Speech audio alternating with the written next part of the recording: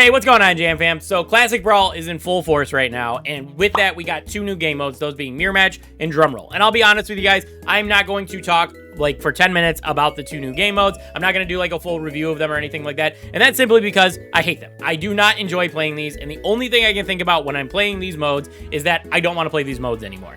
And I actually posted what my main thought about this entire thing was on my community tab, and I actually think that post actually generated some good discussion about everything, like as far as like these two new game modes going. So today I want to break down what I'm thinking about when I play these games and what all the comments were. So let's talk about all that stuff right now. All right, so I know that intro might have been a little bit scuffed, but I tried to record it like 10 times, and I'm real out of practice with recording on video, so let's just talk about the community post. So here's my community post. This is my main thought about when I'm playing these games, and it actually made me laugh a little bit. So what I said was, I find it funny that they don't do Hypercharge Unleash anymore because the play rates fell off after people got their Hypercharge. But isn't that going to be the exact same issue with these game modes? Personally, I know I am not touching these after I get my daily star tokens. And if I'm feeling that way, I know other people are probably feeling that way too. Now, honestly, in my opinion, these modes just are not that fun. They're not worth playing. I know I said I wasn't going to talk too much about the game modes, but my brief spark notes about this is that Mirror Match is just kind of boring. Now, when I posted this, it was Spike, and that's not the worst matchup ever, but there are matchups where it's just like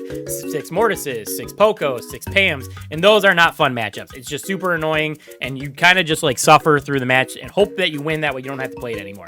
Now, there are skillful matchups like Piper and Brock and Colt. I've said this many times, those matchups are fine, but the fact that a majority of the brawlers that are going to be in these types of matchups is just going to be very annoying, and I just don't find that very fun. And then next up is Drum Roll. Now, I don't think Drum Roll is necessarily a bad mode. I'm just not personally enjoying it. Now, if anyone does really like Drum Roll, that's absolutely fine. You're totally valid in your opinion. I can see the value of it. And honestly, I'll be straight up. I do think it's a halfway decent skill check of a game mode because you do have to be somewhat competent with a handful of brawlers to be able to progress and be able to get to 4th and 3rd place.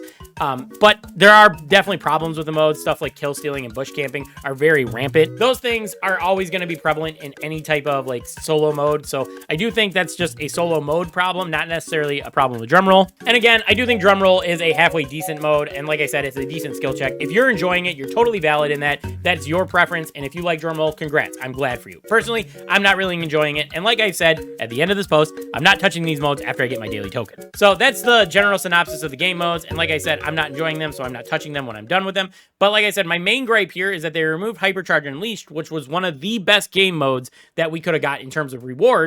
And they removed it because play rates fell off. That was what they said, if I remember correctly. I made that whole video talking about the drama with it. And one of the big things was that they wanted to reallocate those rewards and make sure people are having fun and engaging with the content. Now, if I'm leaving this game after I get my daily star tokens, I know other people are, and it has the exact same problem as Hypercharge Unleashed, like I said here. There are very good comments about like things that I'm not thinking about on this community post, so I do want to highlight those, so let's just jump into those comments right now. All right, so the first comment I want to highlight is going to be Long Pants here. Now, he said that he does like that the modes are not for trophies, so you can just play them casually. You can, you know, get your daily XP out of these and all that stuff. I do think that's a very valid point. I do think that having a casual game mode can be very fun for certain players, especially if you like are just playing 1 match or 2 matches. You can just jump right in, get a couple XP, and then sign right off. They also point out here that Hypercharge Unleashed was kind of breaking the servers from time to time, and that might have been a reason why the feature was removed. Honestly, though, Supercell is a $1 million corporation, and if you can't update your servers to be able to handle an influx of players playing one specific game mode, maybe you need to rethink your server side, not the actual like game itself. All right, so King's Dice here says that they don't like game modes like Drum Roll, where it's played on a really big map, and the specific goal is to get kills because they go entire matches without seeing the winner or just can't find people. Now, personally, that hasn't really been my experience. I'm not trying to say that you're wrong, but in my experience, I normally see 4 or 5 of the other players, which means I'm seeing the majority of the lobby almost every time. And they do highlight the person that's in first. They do put like a crown and an arrow pointing towards them. So if you do want to target them specifically, that is a possible strategy. So normally if you just run in one direction, normally if you run straight to the center of the map, you will find people. So I don't think this is like a total big issue, but I mean, like if that's your experience, you're totally right, whatever. All right, next up, we got Mohammed. In his opinion, they should be giving mastery, but capping it at a much lower rate, say something like 1,000 points, or they could do 2 separate game modes, one for trophies, one for casuals, same as Map Maker. This is a fun experiment, and hopefully they can keep doing this type of stuff in the future because free is always good. So like he's saying here, free rewards are nice to get, so I'm not going to disagree. Getting the star token and getting mega boxes is nice, especially if you get something good out of the mega boxes. So far, I haven't gotten really anything great out of them, and I did pay money for 4 of them, unfortunately, because I'm an idiot. Now, as far as breaking the 2 game modes into 1 casual and 1 trophy mode, I wonder which... I don't think they would ever do that, but I think Drumroll would have to be the casual mode if they did, right? Because you're playing with multiple brawlers, and it's hard to allocate trophies to multiple brawlers, especially if you're not using all of those brawlers. I know they do something like that with duels, but I don't think it would work quite the same when you have like 5 or 6 brawlers. I think it's 5.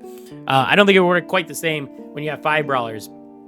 But as far as like mirror mode, you could just obviously apply it to the 1 brawler, even though it's not like the best way of pushing a brawler, which I don't think would be the way to go either. Like if you're trying to push like a rank 25 or whatever, or if you're just trying to push up in general, then I don't think mirror match would be the way you want to do that. So I don't know if this is the best take here, and they could do something like that to incentivize people to play it a little bit more.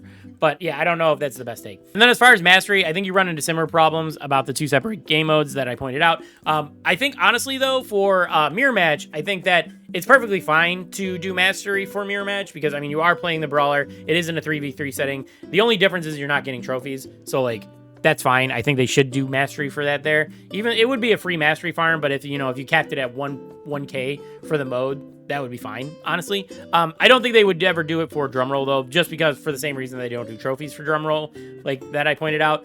You would just be getting way too much mastery on multiple brawlers at the exact same time. It would be a super efficient way to farm up all the titles, or, even just getting like gold or whatever from whatever mastery ranks you're at on all those brawlers. So because it would be so efficient, I don't think they would ever time mastery to actually putting it on Drumroll. All right, my dude Kanky here, he said that he kind of agrees with me on the fact that the modes are not that fun, but he does say, one thing I'll give these modes is that every brawler is set to level 9, 1 star power, no gadgets. It makes it fair for everyone.